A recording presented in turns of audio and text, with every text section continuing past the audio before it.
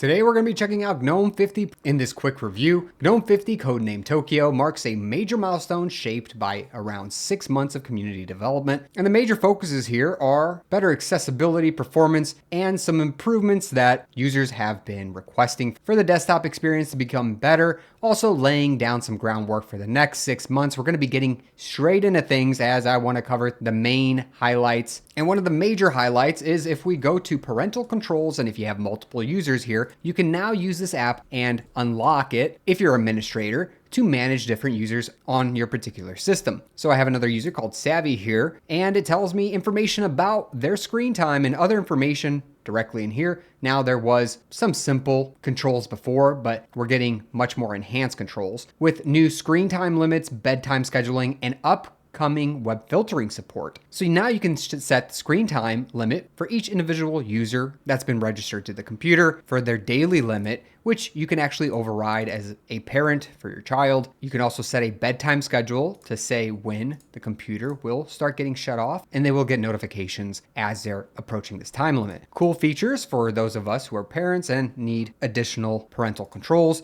You also have access and restrictions, so you can restrict certain web browsers and the content that they display, and you can actually restrict applications, although these only seem to apply to Flatpaks for the time being. Also, you can restrict application installation and which applications are suitable through the store for this particular user. Very good, as we see a pretty big overhaul in the parental controls for GNOME 50. These parental controls are integrated in multiple places: the Settings app, Parental Controls app, and this app has been updated with a completely fresh, modern look. I also made mention of the groundwork for the web filtering support, as the backend service will be able to, in the future, let's call it in GNOME 51 after 6 months, enforce content filters for child accounts. This means updates and allowing age-appropriate web restrictions and filtering. Very good, as we move right on to accessibility improvements. In accessibility, under settings, and it all starts with the screen reader. If you enable screen reader now, there are new settings, as this enhanced design is more consistent with other GNOME apps now. All settings are also global. That way you don't need to save the settings per application. There's also now automatic language switching and a mouse review mode that can be switched on and off using Wayland Session. That means when you're using your cursor to highlight certain things, you can have that part of the UI read out to you. And under the seeing category, you also have the option of enabling and reducing the amount of motion, aka it reduces the motion animations throughout the user interface. So as you turn this on, you can tell that there's a lot less animation, and it really jumps straight to things as you load them, which is definitely nice if you get discomfort or distraction while seeing the animations. You can also change the text size as you want, and you'll see the sample size for the text below in the preview section, and you can apply this across the screen so you can see your text better as well. This improves everything, including the top bar. As you can tell, it got a lot bigger, which I personally liked. Just being able to do this allows us to see things on the screen better. Let's actually keep it this way for now, as it is a nicely introduced feature. Let's also talk about document annotation. A lot of you who've been reading through PDFs and want to make annotations on them, well, that was very limited over the last few years. For GNOME 50 though, we're seeing modernized tools for highlighting, drawing, and adding notes. So if we open up a PDF, let's see, the document viewer, I'm going to hit open, and I already have something on the system here, something from the Linux kernel mailing list. And here, if I wanted to highlight some stuff, very easily we can reach it by going down here to the bottom, clicking on edit document, and then we can either draw, insert text, highlight, erase annotations, or change the pencil size or color. Very good. So if I wanted to add some text in here, very easy, adding text to this PDF. Simple as that. And then we can also increase the size and move things around as necessary, making it very easy and putting it wherever we want. It's a very great tool so far. I also have this pencil tool where I can freely write on the screen. Again, very good. It also smooths things out once you let go. We can also highlight certain sections of the PDF as necessary. This tool I really like, so that you can easily show someone where things are located or what's important, but we can also erase things with Eraser. You can actually change the setting for this to erase ink instead of whole strokes. And that's really quickly just some of the annotations that you have available now to you. We can also simply save things. And for example, let's just replace the current one And that way, if we go to, for example, files, and I open up the semantics PDF, we can still see our changes are still there and everything looks great. Very cool. Excited to see the new updated document viewer. This is a major win for GNOME 50. You know what else would be a major win? If you went down and subscribe below and smash that like button for more videos just like this. Let's keep going through this as we have a few more things to cover. With GNOME 50, going back to the file manager Nautilus or file browser, we're seeing major improvements here as well. With faster performance, reduced memory usage, and improved interface features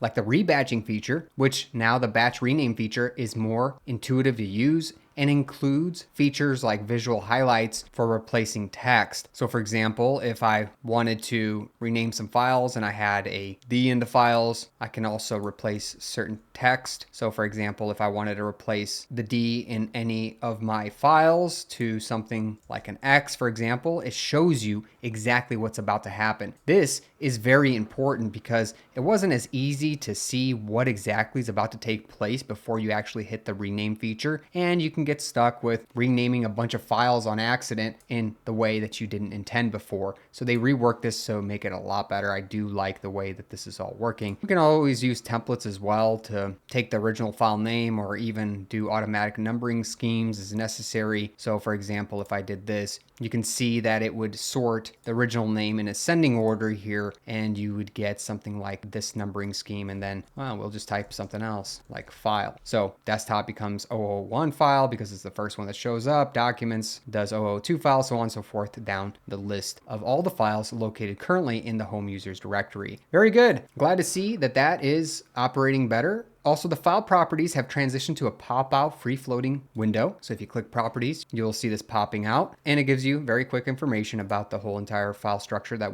the folder or directory that we have selected. You also have a new dialog for managing captions. So for example, if we were in grid view and we select captions, then we can set what captions show up first, second, and third. And now if I just exit out of here, notice over here, we have 0 items, and folder. So these are all folder types. This is a document type and other folder types. We can also change the caption for something that maybe makes a little more sense. For example, when these files and folders were last accessed, very cool, which we see some awesome interface enhancements to Nautilus, the file browser manager here in GNOME 50. And if you're ready to level up your Linux experience today, check out starlabs.systems, where you can use my code SavvyNik for an extra 3% off of these amazing laptops. I personally use one as it's Linux first with no compromises, comes pre-installed with Linux, and has a wonderful premium build for a workstation, all with Core Boot, which is open source firmware, ideal for people who care about code privacy and performance. Anyways, get your new workstation today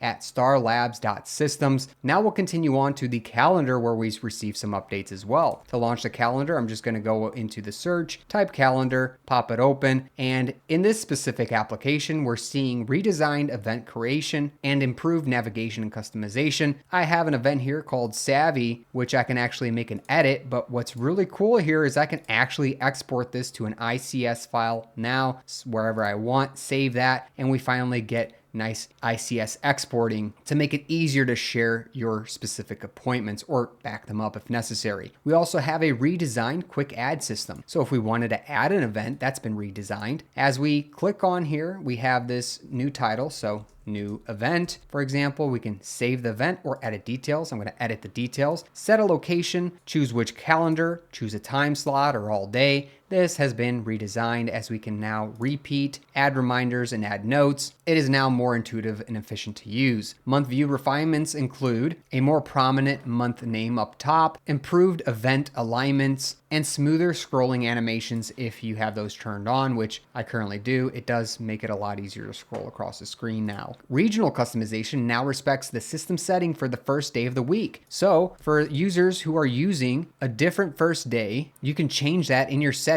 First day of the week. Well, let's just say Monday is the first start of the week for me. After that save, we should see this be Monday, but it's not. So I actually am going to have to reboot things just to see if it takes. Okay, and after a restart, I actually got this to work. You can now see that it's Monday. There's some problem there. I was able to reproduce that bug, but just make sure to log in and log out of your user account, or just restart the system in order to actually get the first day of the month to show up correctly in the calendar. Anyways, it is nice to be able to have a first day of of the week option, so you can change it. And it's supposed to be respected by apps like the GNOME calendar right off the bat, but clearly we have some issues there. Navigation and accessibility on the calendar app has also been changed a little bit, as now you are actually able to navigate through events using arrow keys in the month view. You can also use back click and forward clicks in order to navigate through the months. Very nice for just be able to navigate a little easier through longer timelines. And that's pretty much it for the calendar. In the settings, we are seeing a few more things in sound,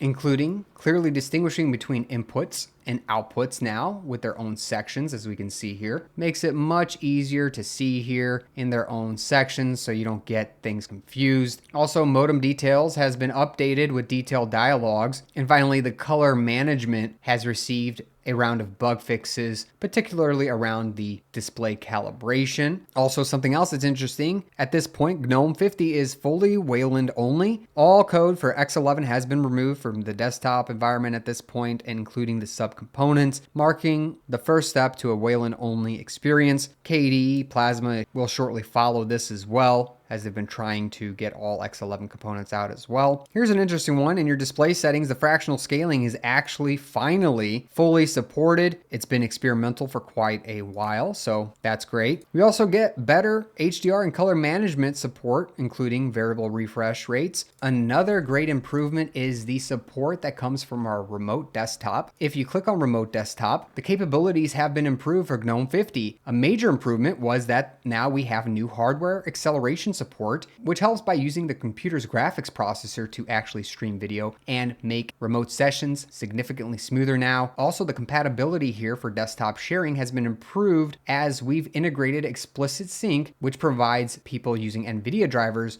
with a much more stable experience. Great wins across the board. And also, there's new high DPI support. This means that remote desktop clients automatically scale the display to match the actual resolution of the screen that they're being connected to. Big wins for this app and desktop sharing in general. We also, for power users, have now better authentication and session management. And then just in general, for stability and performance updates, we get improved VRR, which is variable refresh rates, and fractional scaling support. We're also seeing lower latency cursor support with VRR as well. That means that the mouse cursor now operates independently of the application's frame rate while VRR is active. There's also been improvements for NVIDIA graphics cards users, as there have been some driver quirks that have been fixed, especially frame timing issues, which resulted in weird glitches. So we should see smoother animations and general desktop usage for NVIDIA GPUs. That's a great win as well. We're now getting support for version 2 of the next gen color management protocol, which is the Wayland Color Management Protocol. Version 2 is now officially landed in GNOME 50. And finally, HDR support, which also came with the new Wayland Modern Protocol, which allows now screen recording software to record screen content with the same vivid colors as displayed on screen. Very good. Big wins all across the board for GNOME users. Enjoy this now default Wayland desktop environment. Let me know what you think about the updates in the comment section below. I'd love to hear from you. Lots of exciting things, and especially a good lineup and foundation for the next 6 months as we continue to build out the GNOME desktop. Well, that's about it. Make sure to subscribe below and smash that like button. I'll catch you in the next video. Thanks for watching.